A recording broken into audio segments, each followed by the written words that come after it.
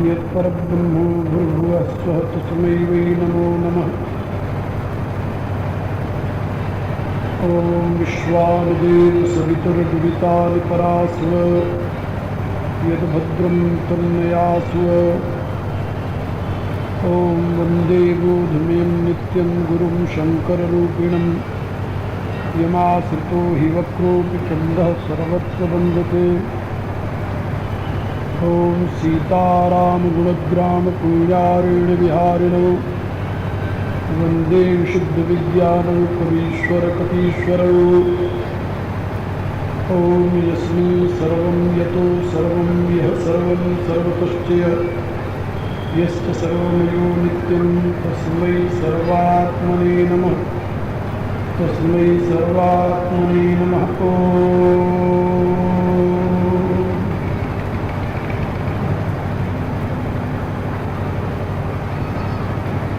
श्री राम जय जय राम।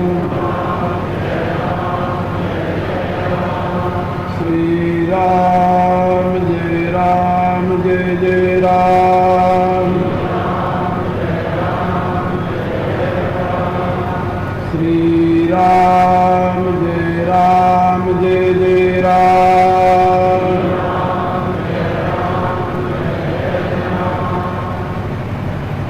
बराबर रूप में उपस्थित मेरी प्रिय आत्माओं, करुणा निधान भगवान की करुणा आप सभी के लिए सदैव कल्याण का सृजन करती रहे, यह मेरी आंतरिक शुभकामना।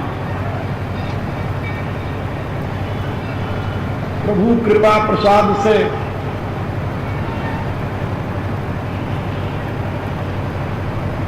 हम आप इस पावन स्थल पर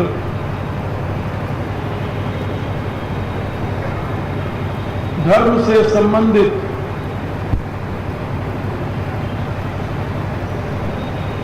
विचार कर रहे हैं, सुन रहे हैं।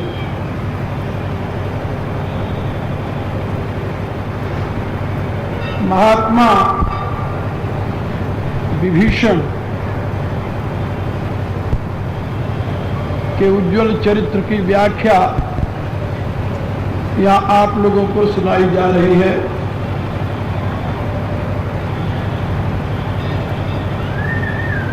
तुलसीदास जी ने विनय पत्रिका में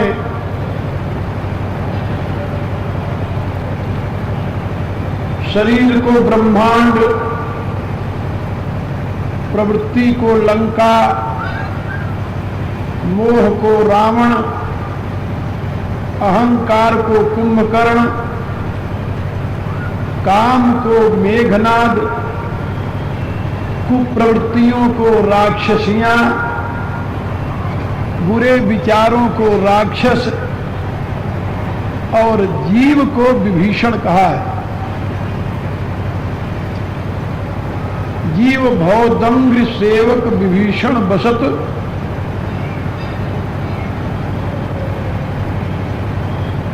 मध्य दुष्टा टवी ग्रसित चिंता।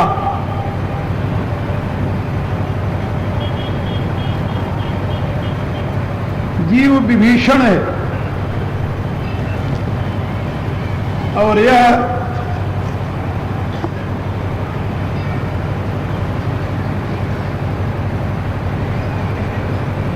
चारों तरफ कुप्रवृत्तियों के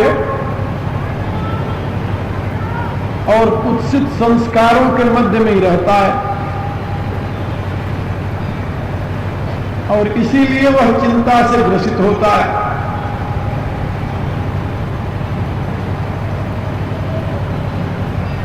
इससे ज्ञात होता है कि रामचरितमानस में महात्मा विभीषण जीव का प्रतिनिधित्व करते हैं और उनका जीवन मानव मात्र के लिए आदर्श है, प्रेरणा का स्रोत है। हर एक व्यक्ति को अपने चारों तरफ के वातावरण को देख करके और अपने अंदर में झांक करके अपनी आत्मा के चारों तरफ जो उत्सित संस्कार हैं उनको देख करके स्वयं को उन परिस्थितियों से ऊपर कैसे उठाना है, इसकी सीख महात्मा विभीषण से लेनी चाहिए।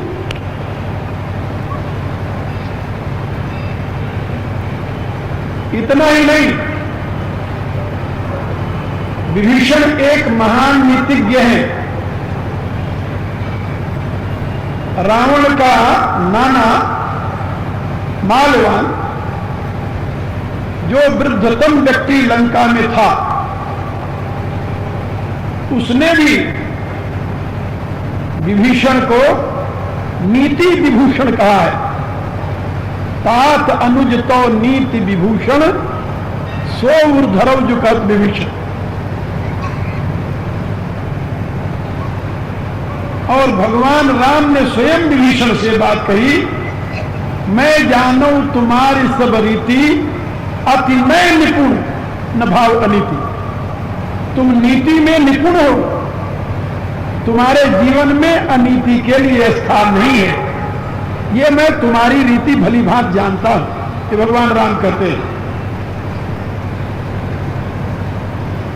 विभीषण भक्त हैं, विभीषण नीतिवान है।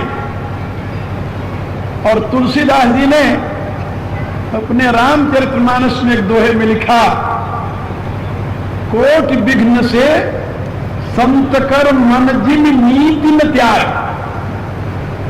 संत वह है जिसके सामने करोड़ों विघ्न आ जाएं, लेकिन वो कभी नीति का त्याग न करे, नीति पर दृढ़ रहे, अनीति का मार्ग न अपनाए। और महर्षि वाल्मीकि ने जहां 14 स्थान बताए भगवान को रहने के लिए, उसमें एक स्थान यह भी बताया है कि नीति निपुण जिनकी जगली का घर तुम्हार तिनकर मननी का। जो नीति में निपुण है और समाज में जिसकी महान नीतिज्ञ के रूप में प्रतिष्ठा है, हे राम, उनका हृदय तुम्हारा एक सुंदर घर है। कहने का अभिप्राय कि मनुष्य को नीतिनिष्ठ होना चाहिए, मनुष्य को सज्जन होना चाहिए, मनुष्य को कुत्सित प्रवृत्तियों से, कुत्सित वातावरण से ऊपर उठने का सतत प्रयत्न करते रहना चाहिए। लेकिन मनुष्य को समाज से भगकर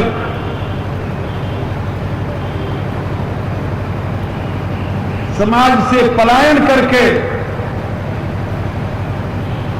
अपने आप को बचाने की कोशिश नहीं करनी चाहिए।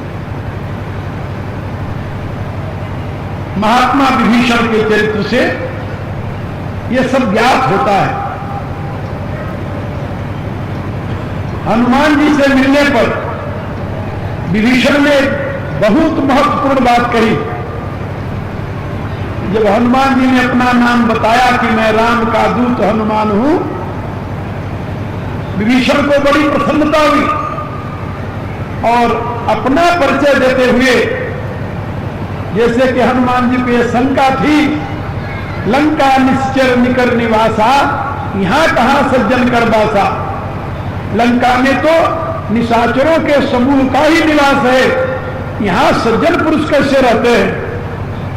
तो वहां पर विभीषण ने अपनी स्थिति का वर्णन करते हुए हनुमान जी से कहा, सुनहु पवन सुत रहनी हमारी।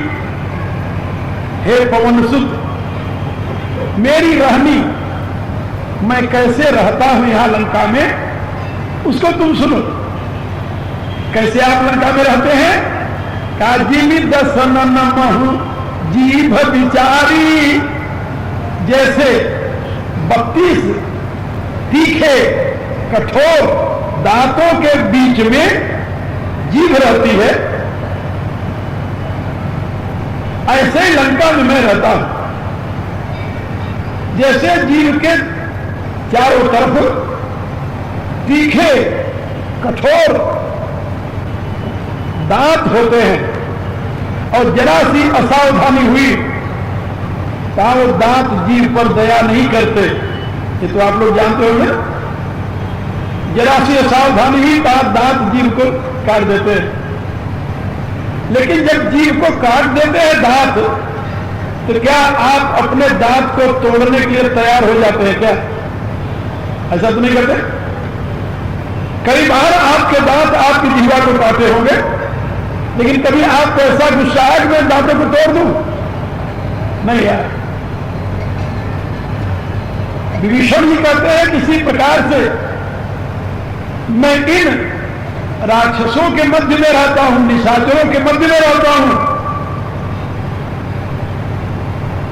और यहां पर इसके साथ 3 उपमाएं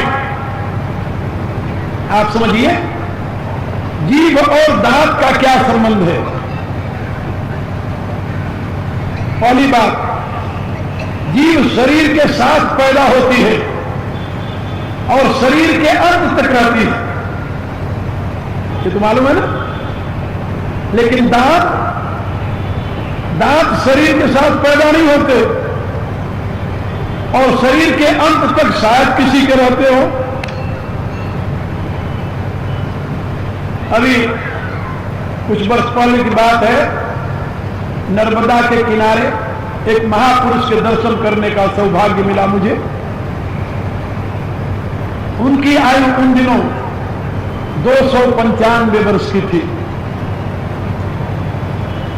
और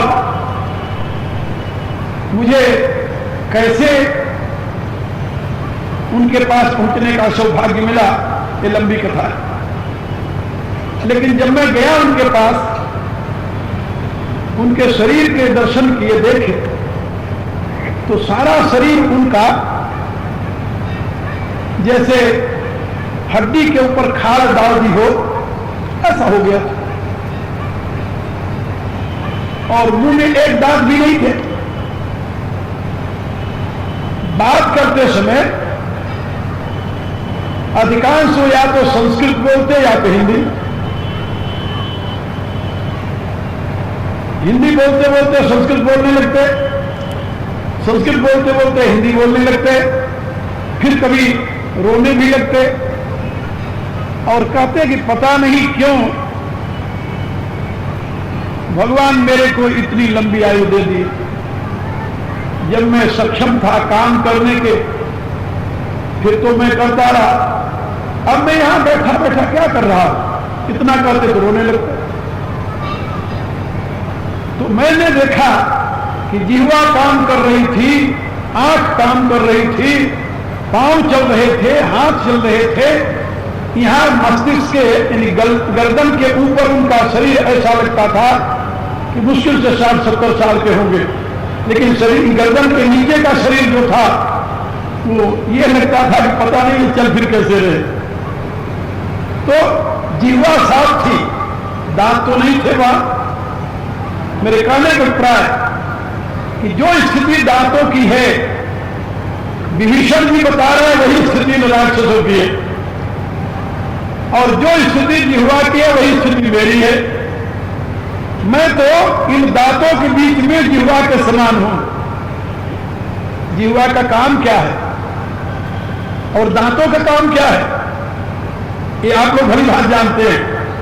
दांतों के बीच में जरा सा कोई पदार्थ रह जाए तो जिह्वा जब तक उसे निकाल कर अलग न कर दे तब तक चैन नहीं लेती। यानी दांतों के दोष को साफ करना जिह्वा का एक काम है। ये भी निर्देश कर रहे हैं कि मैं इन निशाचरों से पीड़ित होकर के भी इनके हित का सदैव चिंतन करता रहता हूं। क्योंकि संत का स्वभाव है परोपकार वचन मन काया, संत सहज स्वभाव खगराया। मन से, वचन से, कर्म से परोपकार करना है संत का सहज स्वभाव है। और यदि दुष्ट अपनी दुष्टता का त्याग नहीं करता तो संत अपनी संतता का त्याग क्यों करे? संत है ना। संत की संतता का त्याग करना संत के लिए असंभव होता है। कैसे? जैसे दुष्ट को दुष्टता का त्याग करना मुश्किल होता है। तो विभीषण ने अपना परिचय दिया कि जैसे दांतों के बीच में जिह्वा रहती है वैसे निशाचरों के बीच में मैं रहता हूं। जैसे जिह्वा दांतों की सफाई में लगी रहती है इसी प्रकार से मैं निशाचरों के कल्याण के लिए तत्पर रहता हूं। जैसे जिह्वा शरीर के आदि और अंत तक रहती है उसी प्रकार से लंका के आदि और अंत विभीषण का निवास रहा। जैसे दांत बाद में आते हैं पहले चले जाते हैं, यही गति निशाचरों की हुई और उनका परिणाम जो हुआ वो आप लोग जानते हैं। विभीषण संत है और संत ही नहीं है, नीतिज्ञ है और हित चिंतक है। इतना ही नहीं विवेकशील भी है, क्योंकि जो विवेकशील नहीं वो भक्त नहीं हो सकता, संत नहीं हो सकता।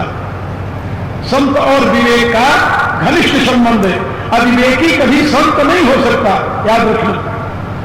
जो अविवेकी है वो कभी संत नहीं हो सकता और जो संत है वो कभी अविवेकी नहीं हो सकता। इसलिए ऐसे अनेकों सद्गुण महात्मा विभीषण में निवास करते हैं। वो जानते हैं कि समय किससे कब कैसी बात करनी चाहिए। राम ने सीता का हरण किया है, विभीषण को पता है, लेकिन विभीषण ने जाकर रावण को कभी नहीं कहा कि भाई तूने गलत काम क्यों किया। क्यों नहीं कहा? इसलिए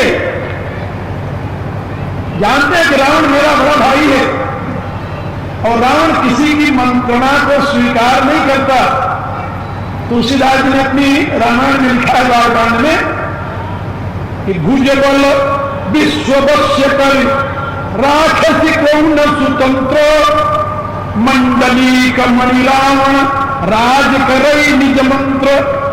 कहा उसने अपने भुजाओं के बल से सारे विश्व को जीत लिया, किसी को स्वतंत्र रहने नहीं दिया और वो मंडली का मणि बन गया, राजाओं का सिर, वो सम्राट जिसे कहते हैं, वो सम्राट बन गया और सम्राट होकर के वो राज करे निज मंत्र। किसी मंत्री के मंत्रणा से राज नहीं करता, वो अपनी मंत्रणा से राज करता है। जब रावण किसी की मंत्रणा सुनने के लिए तैयार नहीं है तो उसको मंत्रणा क्यों दे और कौन दे? नीतिज्ञ व्यक्ति ये जानता है कि सलाह उसको दी जाती है जो उस सलाह को सुनने के लिए तत्पर हो, और सलाह तब देनी चाहिए जब सलाह सुनने वाला सुनने के लिए तैयार हो। Supply with demand is best. ये तो हम लोग जानते। कोई आपसे पूछ नहीं रहा, आप उसे सलाह देते चले जाओ तो परिणाम क्या होगा? परिणाम ये होगा कि जैसे वायु आई और गई ऐसे आपका सलाह, आपकी सलाह की कोई कीमत नहीं। सलाह उसको देनी चाहिए जो आपकी सलाह का इच्छुक हो। नीति शास्त्र के इस सिद्धांत को विभीषण जी भली भांत जानते हैं, इसलिए रावण को कभी वो सलाह देने नहीं गए। वो नित्य प्रति रावण के दरबार में बैठते हैं, उनका अपना स्थान है। लंका के शासन को चलाने में यद्यपि राजा तो सम्राट तो रावण है, लेकिन लंका के शासन को चलाने में मुख्य हाथ विभीषण का है।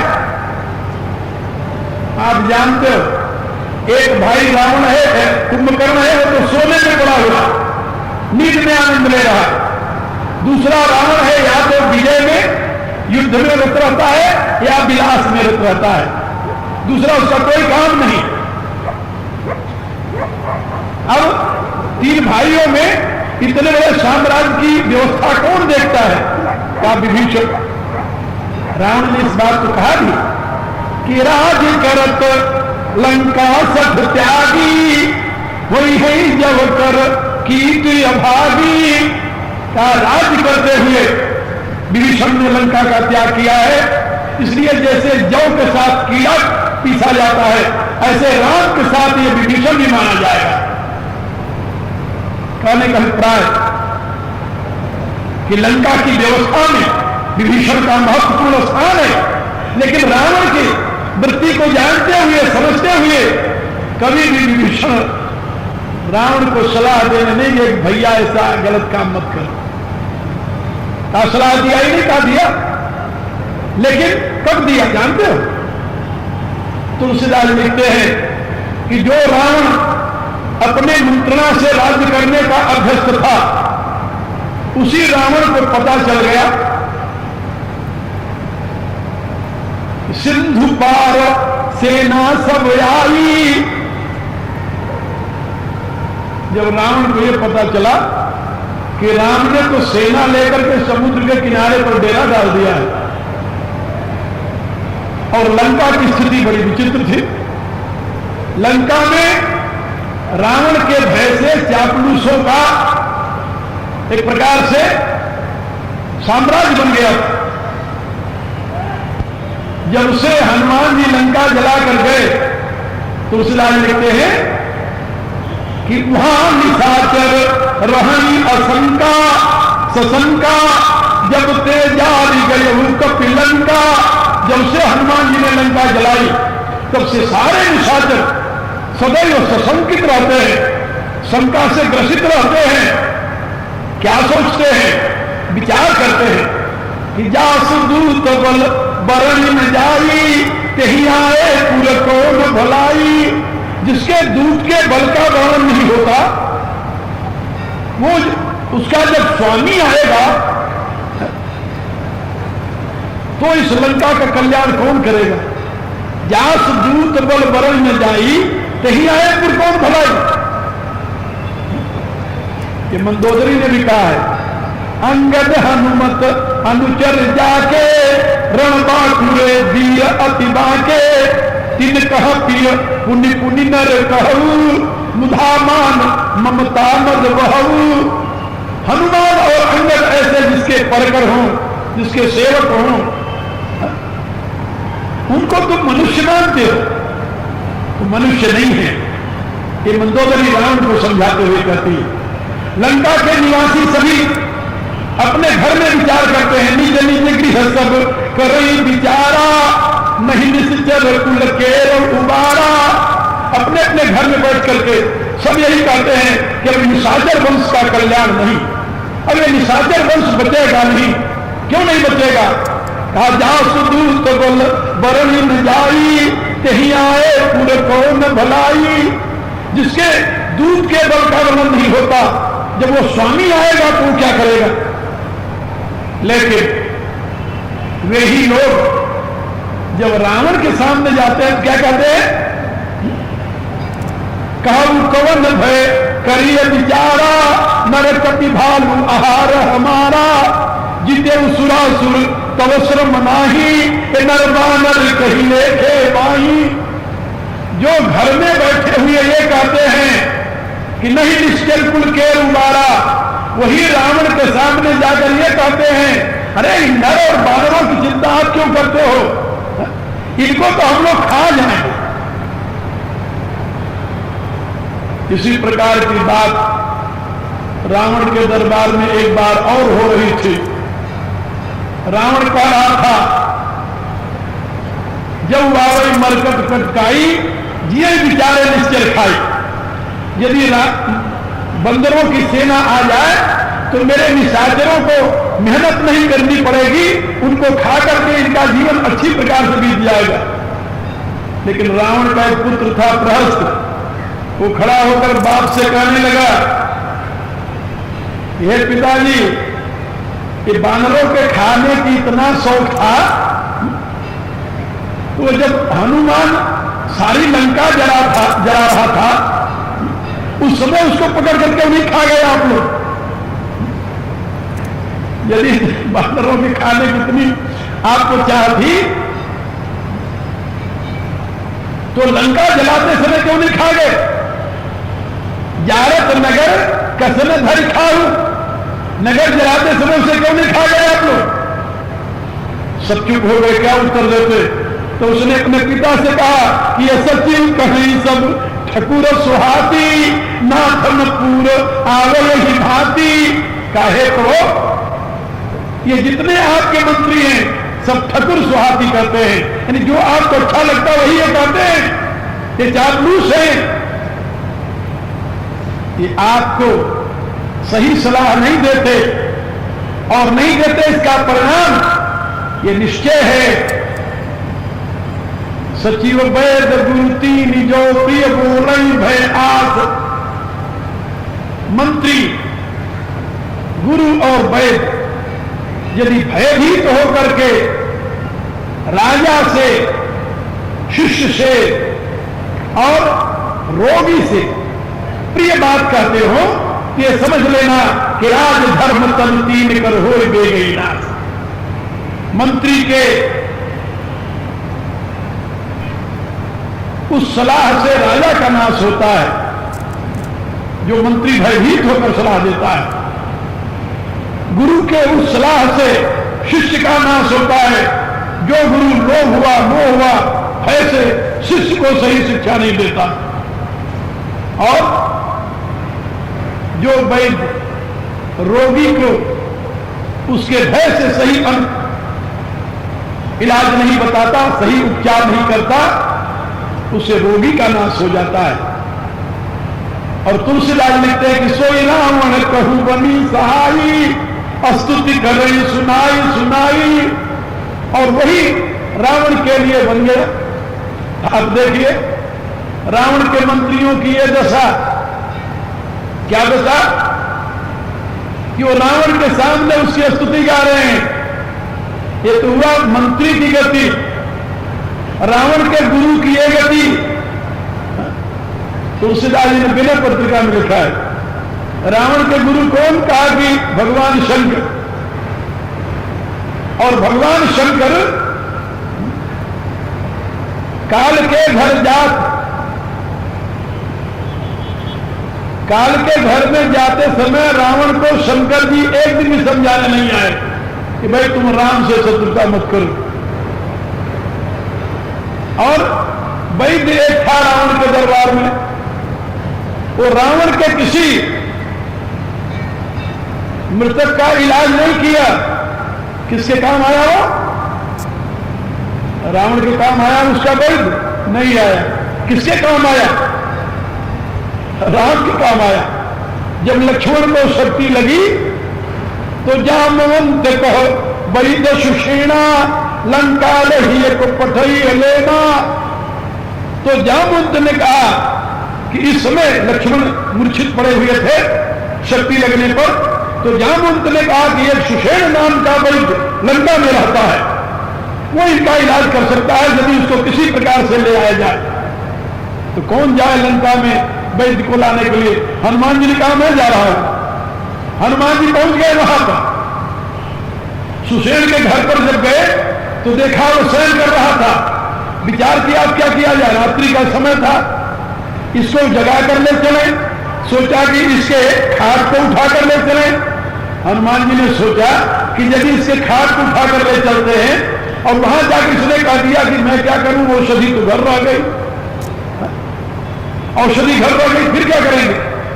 उन्होंने निश्चय किया कि इसको ये कहने का अवसर ही न दिया जाए, क्योंकि शत्रु का बल गए।